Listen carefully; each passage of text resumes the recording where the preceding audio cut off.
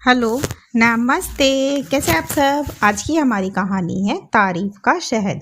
चलिए दोस्तों, कहानी शुरू करते हैं। कविता जी और संध्या, जो कि उनकी बेटी है और ससुराल से आई है, बातें कर रही थी कि तभी कविता जी की बहू ज्योति चाय नाश्ता लेकर आई। चाय पीते ही कविता जी बोली, अरे वाह बहू, क्या बात है, बहुत ही अच्छी चाय बनाई है। तुम्हारे हाथों में तो जादू है। सुनकर ज्योति मुस्कुरा दी। फिर ज्योति अपने रूम में चली गई। कविता जी के परिवार में उनके पति राजेश जी और उनका बेटा शिवम और उसकी पत्नी ज्योति और उनके एक पोती है प्रतिभा।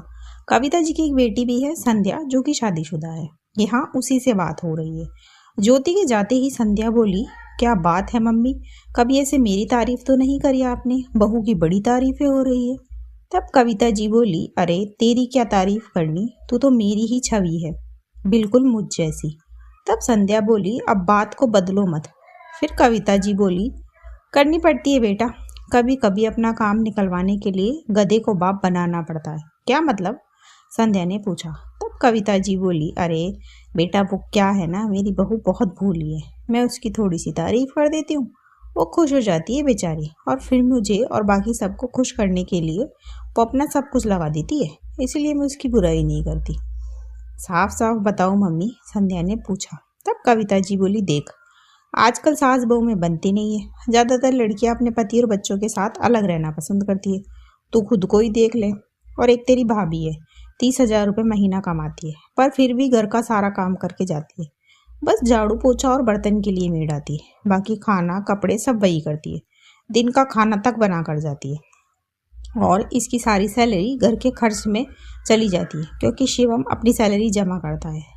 अब देख, अगर इसके पास पैसा होगा तो फिर ये हमारी सुनेगी नहीं, और अगर थोड़ी बहुत ये सेविंग कर भी लेती है तो वो भी घर के कामों में खर्च हो जाती है। याद है पिछले महीने तेरे देवर की शादी थी, तब तुझे सोने के झुमके दिए थे, वो इसी की सेविंग से बनवाए थे। फिर संध्या बोली, क्या बात कर रही हो मम्मी, भाभी ने अपनी सारी सेविंग्स आपको दे दी। तब कविता जी बोली, हाँ दे दी।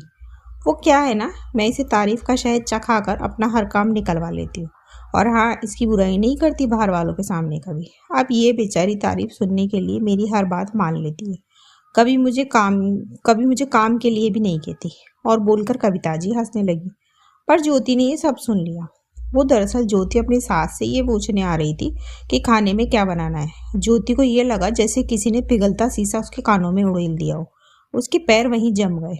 उनकी बातें सुनकर ज्योति दंग सी रह गई और अपने कमरे में आकर बैठ गई। वो आज खुद को ठगा सा महसूस कर रही थी। उसे लग रहा था कि वो दुनिया की सबसे ज़्यादा बेवकूफ़ महिला है। सच बात है, इंसान को सबसे ज़्यादा बुरा तब लगता है जब उसे धोखा घर में मिलता है। बाहर वालों का धोखा शायद हम भूल जाए, पर घर वालों से ठगा गया इंसान कभी नहीं भूलता। खैर, ज्योति अपने सब काम पहले की तरह ही करती रही। बस अब उसने अपनी सास से बात करना कम कर दिया था। उसने कुछ तय किया था जो वो समय आने पर सबको बताना चाहती थी, और आज वो समय भी आ गया।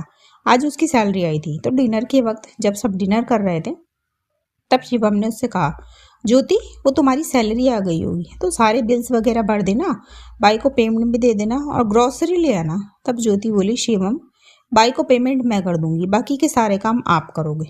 तब सब लोग ज्योति की तरफ देखने लगे। फिर शिवम बोला, क्यों, क्या हुआ, कोई प्रॉब्लम है। तब ज्योति बोली, नहीं कोई प्रॉब्लम नहीं है, बस वो क्या है ना मम्मी जी, मैंने तारीफ का शायद चखना बंद कर दिया है। फिर उसने वो पूरी बात बताई जो उसने सुनी।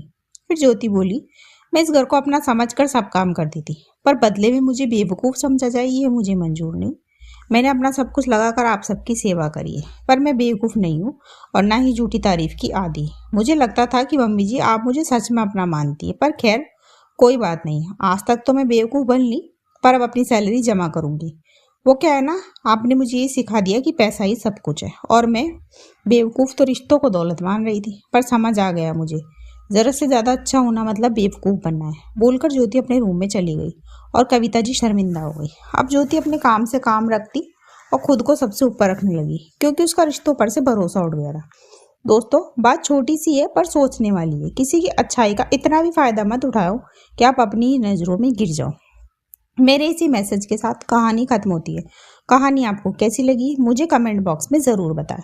ऐसी और कहानियाँ सुनने के लिए मेरे चैनल KNY के हिंदी कहानियाँ को सब्सक्राइब ज़रूर करें। Do like, share and subscribe my channel. Thank you so much दोस्तों, थैंक्स फॉर वॉचिंग।